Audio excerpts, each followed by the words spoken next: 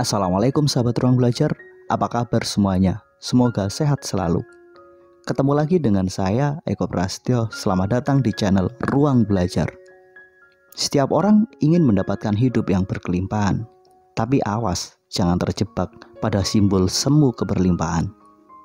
Jika kamu mengejar itu semua, maka percayalah, bukan berkelimpahan yang kamu dapatkan, namun sebaliknya. Pada video kali ini, kita akan membahas 4 simbol semu keberlimpahan. Apa saja sih keempat hal tersebut? Simak terus video ini sampai selesai ya. Sebelum kita lanjut, saya ingin mengajak sahabat ruang belajar untuk mensupport channel ini. Silahkan klik tombol subscribe, nyalakan notifikasinya, klik tombol like, dan bagikan video ini kepada orang-orang terdekatmu. Kamu juga boleh berkomentar. Saya juga ingin mengundang sahabat ruang belajar untuk berlangganan channel Ruang Belajar. Caranya mudah, silahkan klik tombol gabung. Setelah bergabung, kita bisa belajar bersama dalam webinar online yang kita adakan khusus untuk para member Ruang Belajar. Oke, yuk kita mulai saja pembahasannya.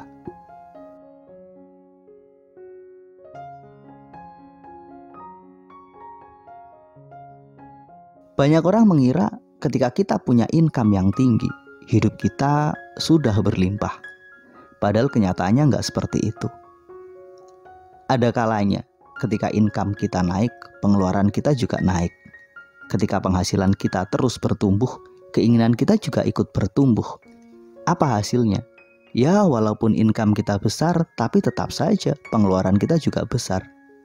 Kita hanya punya banyak barang-barang yang mungkin dulu nggak sempat terbeli pada saat income kita rendah. Tapi itu bukan simbol keberlimpahan.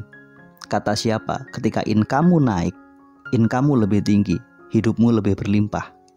Itu hanya persepsi. Kita hanya merasa bahwa kita lebih baik. Kita hanya merasa bahwa semuanya lebih mudah. Mungkin itu benar, mungkin juga salah.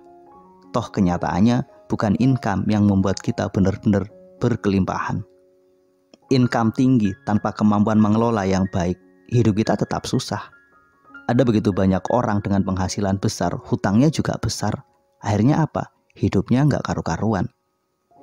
Jika kita menganggap income sebagai simbol penting dalam membangun keberlimpahan, saya ingin mengatakan bahwa income hanyalah salah satu alat yang dapat kita gunakan untuk membangun keberlimpahan, bukan merupakan simbol utama. Hal terpenting adalah kekayaan di hati kita dan kemampuan kita dalam mengelola uang itu.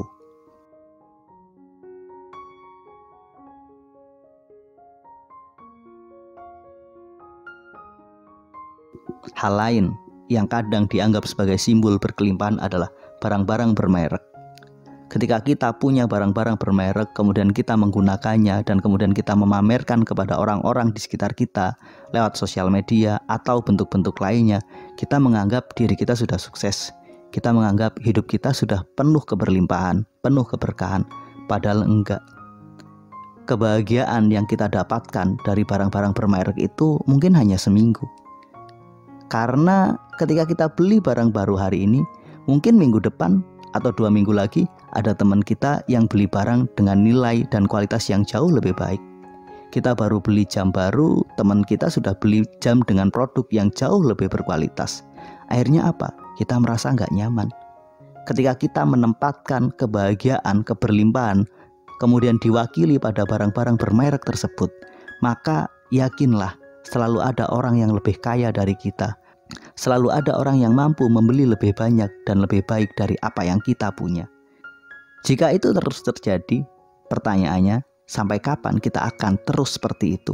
Terus berlomba untuk membeli barang-barang mewah, barang-barang bermerek.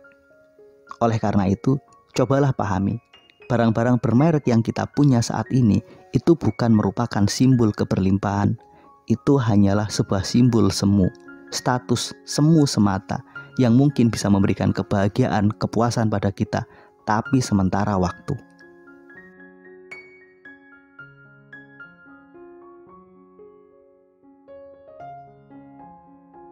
Hal ketiga yang sering kita jadikan sebagai simbol keberlimpahan adalah rumah dan kendaraan.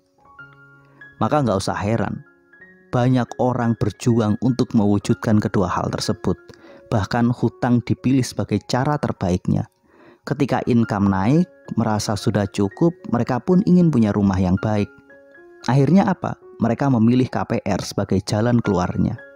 Sepintas mudah sih, karena dalam waktu singkat kita bisa langsung beli rumah.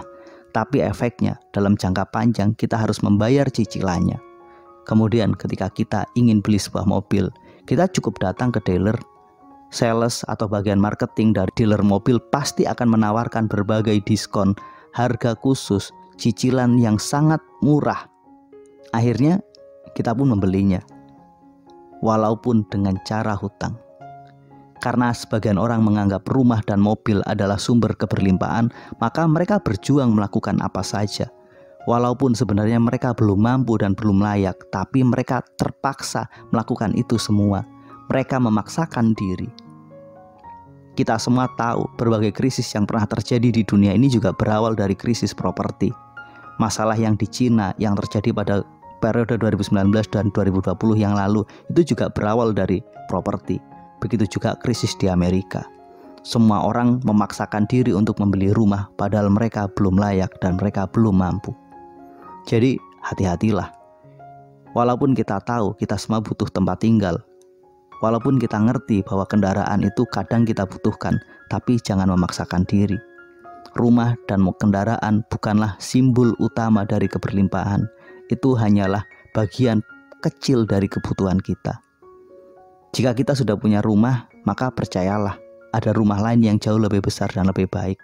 Jika kita menempatkan rumah sebagai simbol keberlimpahan kita, maka kita akan merasa minder ketika kita membandingkan diri kita dengan orang-orang yang punya rumah yang jauh lebih besar.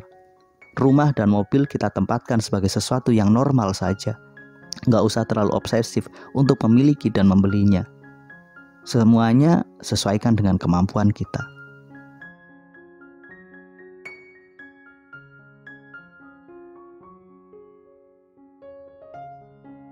Hal terakhir nih, yang kadang kita anggap sebagai simbol keberlimpahan adalah pekerjaan. Banyak orang memfavoritkan PNS sebagai satu pekerjaan utama. Mereka menganggap ketika kita bekerja sebagai seorang PNS mampu memberikan jaminan kesejahteraan hidup kita. Akhirnya ada begitu banyak orang mencoba peruntungannya sebagai seorang PNS. Nggak salah sih, karena memang setiap orang punya hak untuk mencari pekerjaan yang mereka inginkan. Tapi satu hal yang harus kita ingat, pekerjaan bukanlah simbol keberlimpahan. Cara kita menjalani pekerjaan itulah yang bikin hidup kita berlimpah. Mau kita bekerja sebagai apapun, itu nggak terlalu penting. Yang penting kita terampil, kita mampu mengelola uang yang kita punya, dan kita bijak dalam menggunakannya.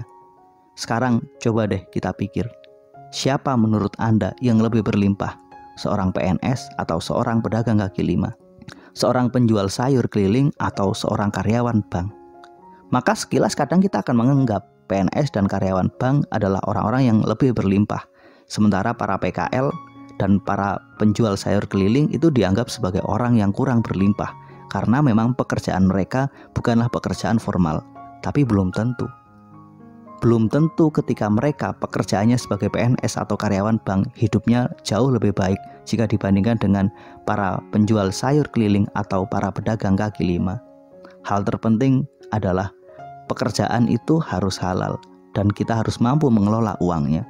Pekerjaan bukan ujung dari keberlimpahan, pekerjaan hanyalah alat. Jika kita mampu menggunakan alat itu dengan baik, maka hidup yang berlimpah itu mampu kita wujudkan. Inilah pembahasan tentang simbol semu keberlimpahan. Mudah-mudahan kita mampu membuka diri, membuka wawasan yang jauh lebih luas. Semoga bermanfaat. Sampai ketemu pada video kami berikutnya. Assalamualaikum warahmatullahi wabarakatuh.